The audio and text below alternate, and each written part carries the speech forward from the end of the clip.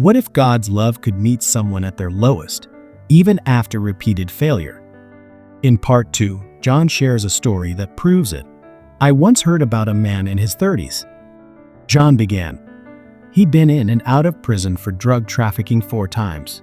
He wasn't religious and thought being good just meant not doing anything too terrible. One day, someone asked him, "If you died tonight, would you go to heaven?" He shrugged. "Probably.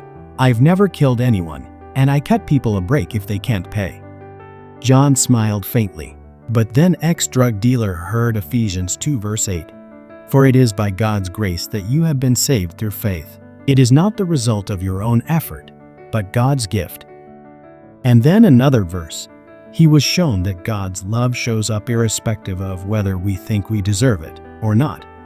Christ proved God's passionate love for us by dying in our place while we were still lost and ungodly. That's real love. Amelia added.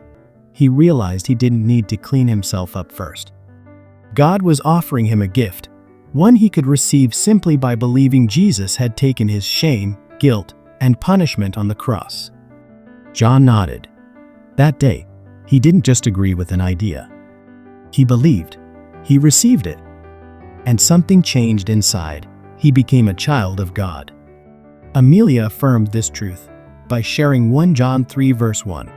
"See what kind of love the Father has for me, that I should be called his child." Ryan's voice was low. So, it's not about being good, it's about being loved, even in our worst moments.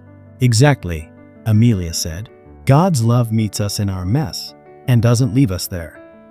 The man prayed a simple, childlike prayer, and that changed everything. He walked in broken and walked out free, not because he fixed himself, but because he let God love him. Sophia wiped her eyes, and God didn't see his past as a barrier? Not at all, Amelia said gently. God looks at the heart. Ryan leaned forward.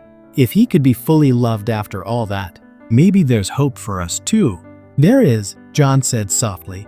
God's love is for anyone who's willing to believe and receive it. The silence at the table was filled with peace. The story doesn't end with being loved, it begins there. In part 3, we'll discover how God's love rewrites your story from the inside out. Tap to continue.